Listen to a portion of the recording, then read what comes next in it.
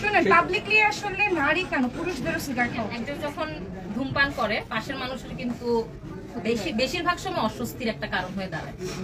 So এটা নারী পুরুষ বলে কিছু না, আরেকজনকে ডিস্টার্ব করে আমাদেরকে কখনোই কোনো কিছু করা উচিত না।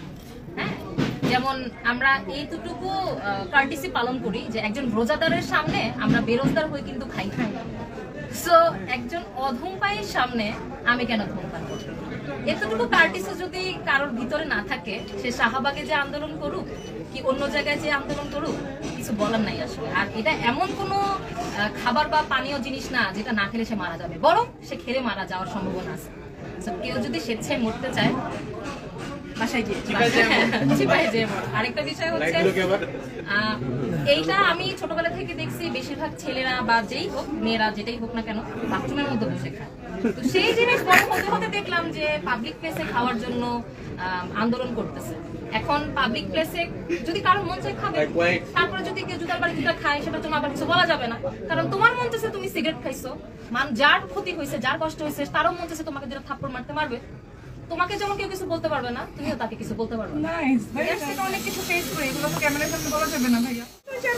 আমি আসলে ও যেটা বললো আমি ওর সাথে একমত। আপনারা যেটাই করবেন সেটা অন্য আরেকটা মানুষের ক্ষতি যেন না হয় সেভাবেই করেন। এখন ছেলে মেয়ে কে কাকে মারলো কে কাকে ধরলো সেটা থেকে বড় ব্যাপার হচ্ছে আরেকটা মানুষের ডিস্টার্ব যাতে না হয় সেখানে ওই রকম জিনিস না করাই উচিত। আর আমার কাছে মনে হয় আসলে বললে এটাও অনেক কন্ট্রোভার্সি হয়ে যাবে। আমি কিছু না অনেক কন্ট্রোভার্সি দিচ্ছি আজকে আমার জন্য।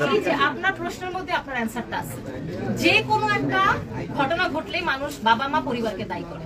সো আমরা আমাদের জায়গা থেকে এমন কিছু কেন করবো যেটার ড্রাইভার আমার ফ্যামিলি নিতে হবে?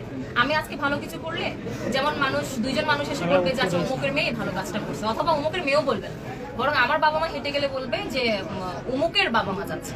তো খারাপ কিছু করলে কিন্তু 10 জন মানুষ বলবে যে অমুকের বাবা মা ফ্যামিলি উচিত না আসলে। এটা এটা শুধুমাত্র একটা পার্টিকুলার বিষয়ের জন্য না। আমার মনে হয় এর থেকে বড় বিষয়ের জন্য আসলে বাবা মাকে টানা উচিত না, পরিবারকে টানা উচিত না। কারণ একটা মানুষের নষ্ট নিজের কারণেই হয়।